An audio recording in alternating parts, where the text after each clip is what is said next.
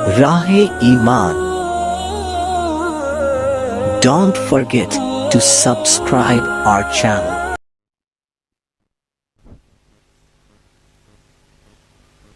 بسم الله الرحمن الرحيم. نحمده ونصلي على رسول الكريم. أما بعد، فأعوذ بالله من الشيطان الرجيم. بسم الله الرحمن الرحيم. إن بعض الظن اسم. صدق الله العظيم. اللهم صل على سيدنا مولانا محمد وعلى آل سيدنا مولانا محمد وبارك وسلم. اللهم صل على سيدنا مولانا محمد وعلى آل سيدنا مولانا محمد وبارك وسلم. اللهم صل على سيدنا مولانا محمد وعلى آل سيدنا مولانا محمد وبارك وسلم.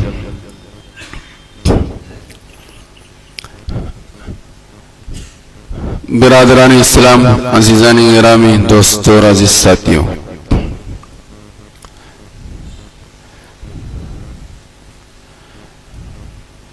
ہم سب کو آپس میں کیسی زندگی گزارنا چاہیے، اس سلسلے میں قرآن میں بھی اور حدیث میں بھی، اور پھر اسلاف اور بزرگوں کی زندگی میں ہمارے لیے بہت ہی بہترین نمونہ ہے کہ ہم آپس میں زندگی کیسے گزاریں، ہمارے اندر کیا خوبیاں ہونی چاہیے، کون سے رذائل ہیں جس سے ہماری زندگیاں پاک و صاف ہونی چاہیے، جس کے نتیجے میں آپس میں الفتیں محبتیں ہوں گی اور اجتماعی طاقت و قوت بنے گی جو دین کے کام آئے گی۔ تو بہت ساری چیزیں ہیں، ان میں ایک چیز ہے حسن ظن۔ ہر ایمان والے کے دل میں سارے ایمان والوں کے بارے میں اچھا گمان، ہر ایمان والے کے دل میں سارے ایمان والوں کے بارے میں اچھا گمان، ہر ایمان والے کے دل میں سارے ایمان والوں کے بارے میں بدگمانی سے بچنا، یہ بہت ضروری ہے۔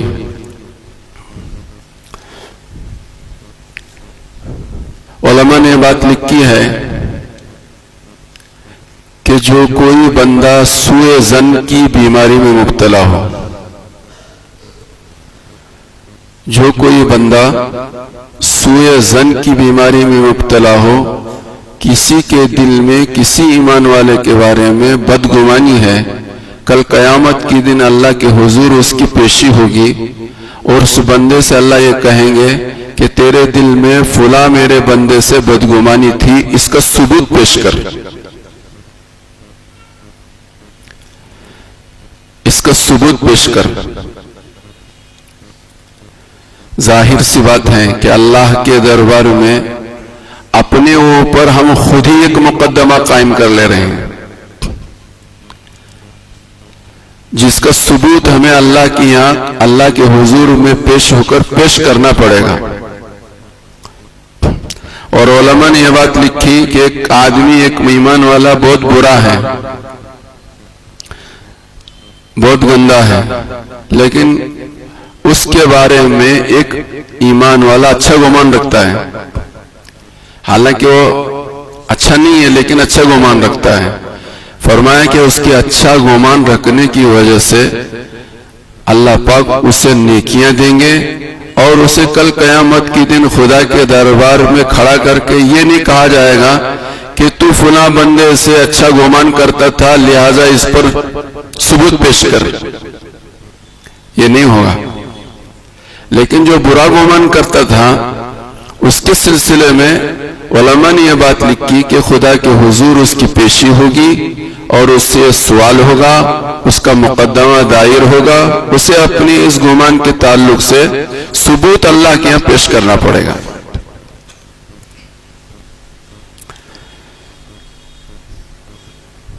حدیث پاک کے اندر یہ فرمایا المؤمن مراۃ المومن، مومن مومن کے لیے آئینہ ہے، مومن مومن کے لیے آئینہ ہے۔ اس حدیث کی تشریح میں کئی ساری باتیں علماء حدیث اور علماء حق نے پیش کی ہیں، ان میں سے ایک دو باتیں میں آپ حضرات کی خدمت میں پیش کر رہا ہوں۔ کوئی بھی آدمی آئینے کے سامنے اس لیے نہیں کھڑا ہوتا کہ آئینے میں کیا خرابی ہے اور آئینے میں کیا خوبی ہے یہ دیکھنے کے لیے نہیں کھڑا ہوتا، تو نادان و بیوقوف ہے آئینے میں کیا خرابی ہے اور کیا خوبی ہے۔ ہر آدمی آئینے کے سامنے اس لیے کھڑا ہوتا ہے کہ میرے اندر کیا خوبی ہے اور میرے اندر کیا خرابی ہے۔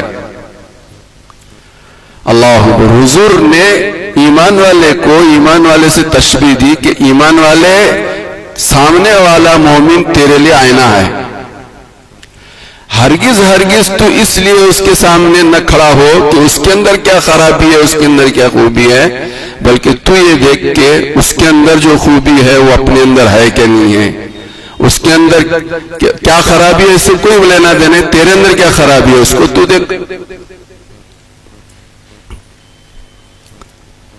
تو حضور نے ایک چھوٹی سی بات ہے المؤمن مراۃ المومن، لیکن اس کے اندر بہت کچھ باتیں میرے اور آپ کے لیے زندگی گزارنے کے لیے، صحیح زندگی گزارنے کے لیے کیا کیا چیزیں ہونی چاہیے وہ ساری چیزیں۔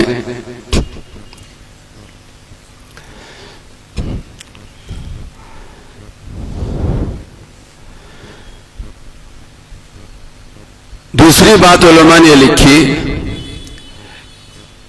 کہ آئینے کے سامنے جب آدمی کھڑا ہوتا ہے تو اسے اپنی خرابیاں نظر آتی ہیں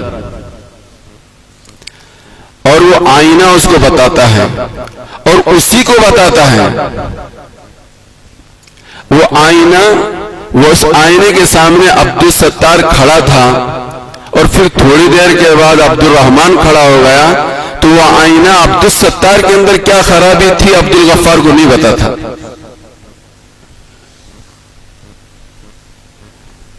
وہ عبدالغفار کو نہیں پتا تھا۔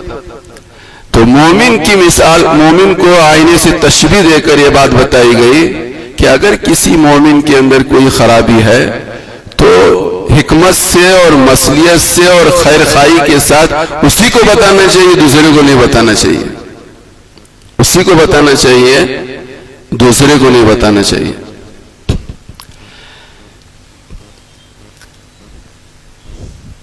جملہ تو بہت چھوٹا سا ہے حضور کا، لیکن اس میں اتنی راز کی باتیں اور اتنی حکمت کی باتیں حضور علیہ الصلوۃ والسلام نے چھپا رکھی ہے کہ جس کے اوپر وقتاً فوقتاً علماء نے نشاندہی کی ہے۔ ایک ایک حدیث ہمارے لیے مشعل راہ ہے، زندگی کے گزارنے کے لیے بہت کافی ہے۔ ہم سب کو ایسی زندگی گزارنے کی ضرورت ہے۔ اسی لیے حدیث قرآن کریم نے فرمایا کہ بہت سی مرتبہ ایسا ہوتا ہے کہ گمان تمہارے جو ہیں وہ تمہارے لیے بجائے جنت میں لے جانے کے جہنم میں لے جانے کا ذریعہ اور سبب بنتے ہیں، تمہارے لیے گناہ کا ذریعہ اور سبب بنتے ہیں، اور ہر گناہ آدمی کو جہنم کی طرف لے جاتا ہے۔ ان بعض الظن اسم، تو اس میں کچھ کرنا دھرنا نہیں ہوتا ہے، اپنے دل کو، اپنے گمان کو، اپنی سوچ کو صحیح رکھنا ہے، صرف اسی سے نیکیوں کا کمانا ہے، اسی سے نیکیوں کا گوانا ہے۔ تو یہ بہت بڑی بیماری ہے، بدگمانی ایک بہت بڑی بیماری ہے جس سے نفرتیں اور عداوتیں، ساری دنیا آج مسلمانوں کے بارے میں نفرتوں کو اور بدگمانیوں کو اور طرح طرح کی چیزوں کو پھیلا رہی ہے۔ میں اور آپ بھی اسی کوئی کام میں تعاون کر رہے ہیں، میں آپ کے بارے میں، آپ میرے بارے میں، میں آپ کے بارے میں، آپ میرے بارے میں۔ یہ چیز بہت ہی مضر ہے اور نقصان دہ ہے، اس کے ساتھ ہمارے دل جڑ نہیں سکتے، ہماری اجتماعی طاقت بن نہیں سکتی، اور ہم دنیا کے اندر کوئی بھلا کام، اچھا کام نہیں کر سکتے۔ نیکیوں کے کام اور بھلے کاموں کے کرنے کے لیے بنیادی طور پر جو چیزیں چاہیے، ان میں ایک چیز سب سے پہلے درجے کی جو چیز ہے، آپس میں الفتیں اور محبتیں ہوں۔ بھلا وہ آدمی کے دل میں محبت اور الفت کیا پیدا ہو سکتی ہے جو سامنے والے کو پلے درجے کا گناہگار سمجھتا ہو اور خرابیوں کا سراپا مجسمہ سمجھتا ہو، اس کے دل میں محبت کیسے آ سکتی ہے؟ بزرگوں نے اپنی زندگیوں سے ہمیں یہ بات سمجھائی۔ ہمارے بزرگوں میں، ماضی قریب کے بزرگوں میں، حضرت مولانا ابو الحسن علی ندوی رحمۃ اللہ علیہ کے جد امجد میں شاہ عالم اللہ صاحب بھی گزرے ہیں۔ یہ اورنگزیب رحمۃ اللہ علیہ کا زمانہ تھا۔ اورنگزیب رحمۃ اللہ علیہ نے ایک موقع پر شاہ عالم اللہ کی خدمت میں کچھ ہدیتاً تحفتاً کچھ رقم بھیجی، تو حضرت شاہ عالم اللہ صاحب نے رد کر دیا، قبول نہیں کیا، واپس کر دیا۔ تو اورنگزیب رحمۃ اللہ علیہ نے اپنے ایلچی کے ذریعے سے، اپنے ذمہ دار کے ذریعے سے شاہ عالم اللہ کی اہلیہ کے پاس وہ رقم بھیجی کہ حضرت تو نہیں قبول کیے، وہ بزرگ تو نہیں قبول کیے، ان کے گھر والے قبول کریں گے۔ جب ان کی اہلیہ محترمہ کے پاس وہ رقم لے کر پہنچنے والا پہنچا تو انہوں نے کہا، برجستہ انہوں نے اس آنے والے سے یہ کہا کہ میرے شوہر تو شاہ عالم اللہ ہیں، میرا نفقہ تو ان پر ہے، عالمگیر کو میری کیا فکر اور میری کیوں فکر؟ یہ کہہ کر ان کی اہلیہ نے بھی اس رقم کو واپس کر دیا۔ میرا نفقہ، میری ضرورتوں کا پورا کرنا تو میرے شوہر کے ذمہ ہے، یہ کہہ کر اہلیہ نے بھیج دیا۔ اورنگزیب رحمۃ اللہ علیہ کے پاس جب یہ کارگزاری پہنچی ہو تو انہوں نے کہا کہ بھئی یہ رقم تو میں نیک لوگوں میں خرچ کرنا طے کر دیا ہے، اس کو تو نیک لوگوں میں ہی خرچ کروں گا۔ اسی زمانے میں شاہ محبت علی بھی تھے تو ان کی خدمت میں پیش کیا انہوں نے، یہ تو رقم میں نے اسی کے لیے مختص کی ہے کہ اللہ کے نیک لوگوں پر خرچ کروں۔ تو شاہ عالم اللہ نے قبول نہیں کیا، ان کے اہلیہ نے قبول نہیں کیا، تو اس زمانے کے جو نیک لوگوں میں تھے وہ شاہ محبت علی بھی تھے، تو ان کے پاس پیش کیا تو انہوں نے قبول کر لیا، انہوں نے قبول کیا۔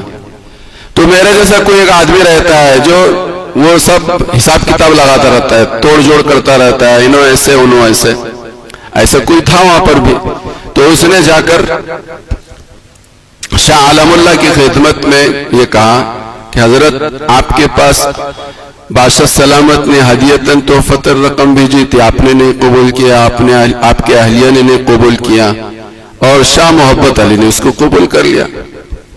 تو حضرت شاہ عالم اللہ صاحب نے کہا کہ بھائی وہ تو دریا ہیں، دریا میں یہ دنیا اگر گر جائے تو دریا پر اس کا کوئی اثر نہیں پڑتا،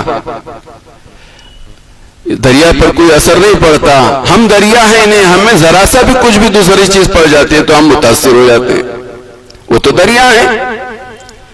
تو اسی آدمی نے پھر شاہ محبت علی کی خدمت میں پہنچا، حضرت آپ نے تو قبول کر لیا اور شاہ عالم اللہ نے قبول نہیں کیا۔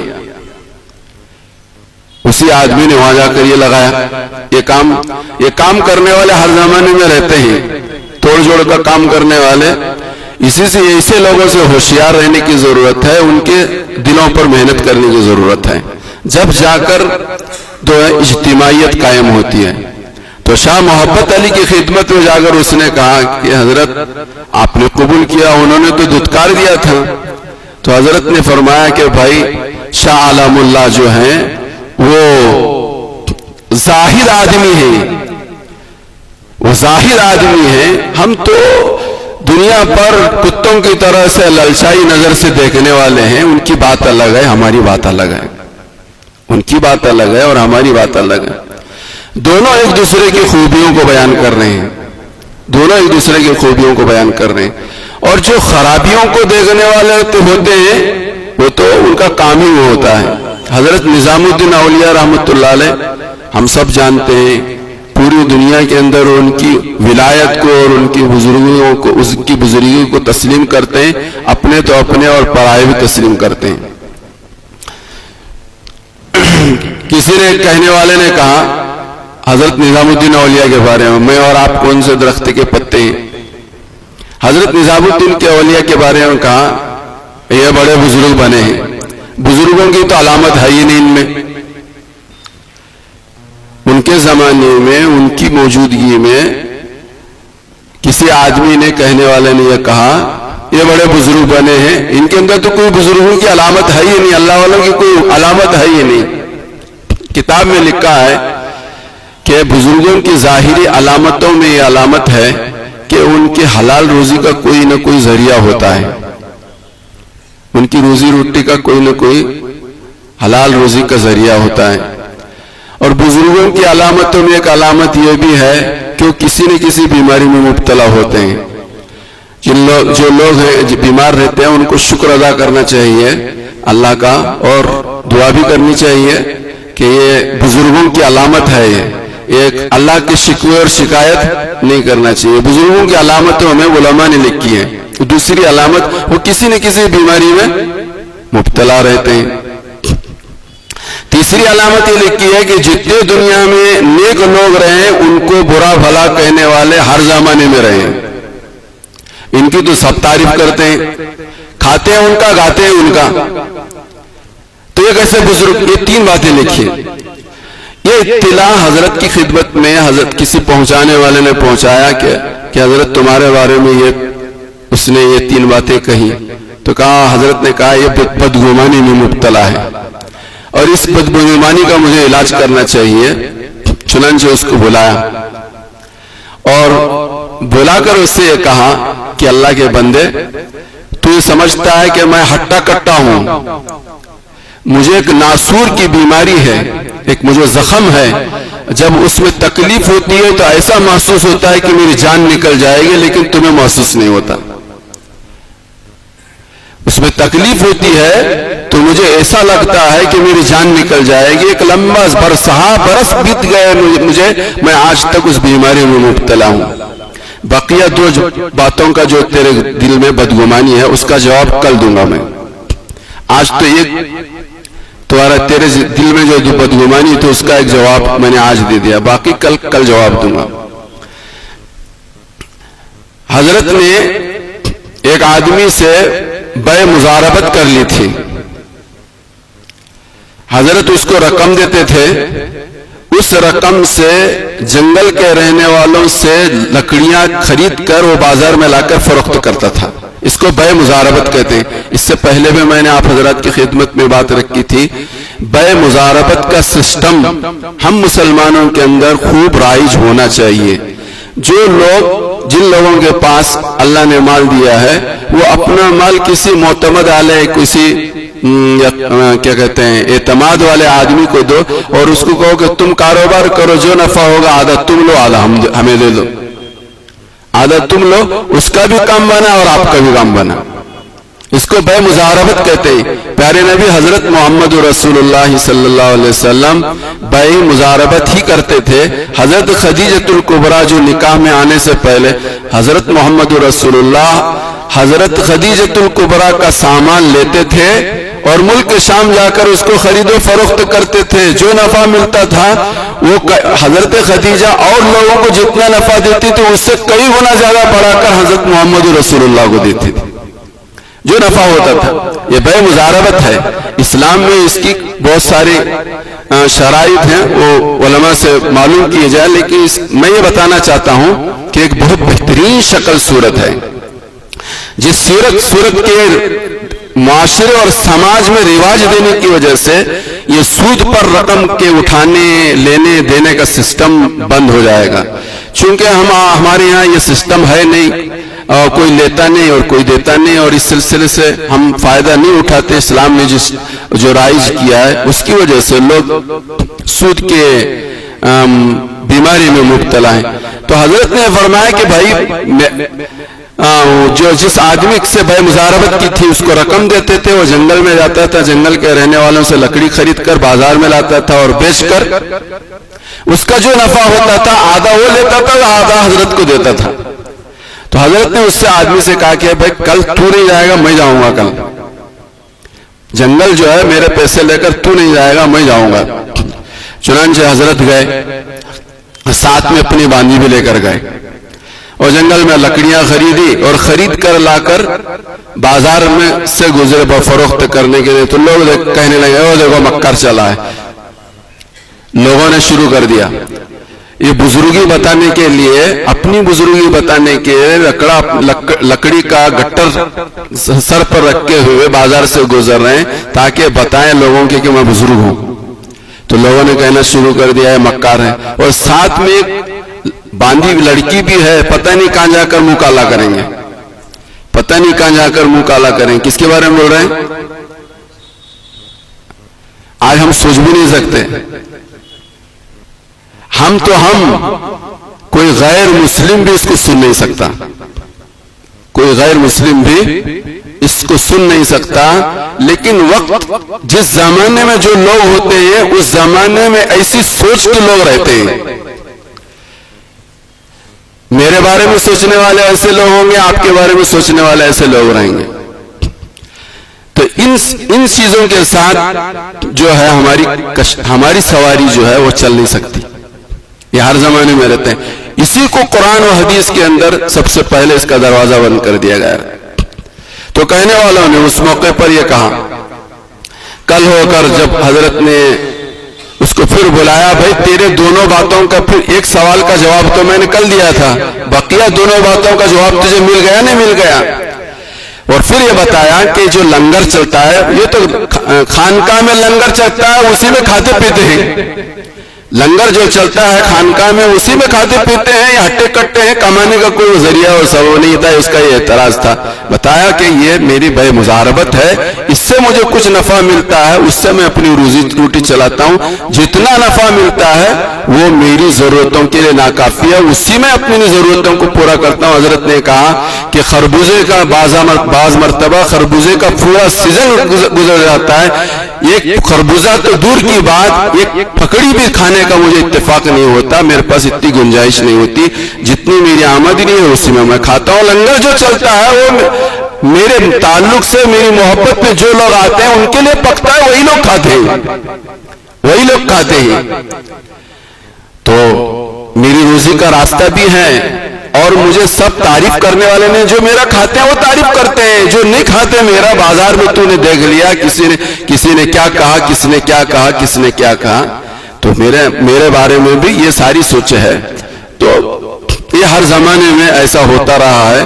تو اللہ اور اس کے رسول کے ماننے والوں کے لیے بہترین رہنمائی رہبری جو ہے, اچھی زندگی گزارنا ہے, دنیا میں بھی اچھی زندگی گزارنا ہے, مرنے کے بعد بھی اچھی زندگی گزارنا ہے.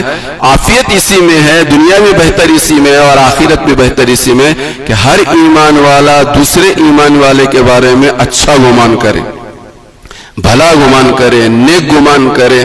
اس سے محبتیں بڑھیں گی, محبتیں الفتیں پیدا ہوں گی, اور پھر دنیا میں بھی وہ کچھ کام کر سکیں گے اور آخرت میں بھی کچھ کام کر سکیں گے. بدگمانیوں سے دل پھٹتے ہیں, جدائیاں پیدا ہوتی ہیں, نفرتیں پیدا ہوتی ہیں. کوئی اجتماعی کام کیا, اس کی انفرادی زندگی بھی اچھی نہیں ہو سکتی.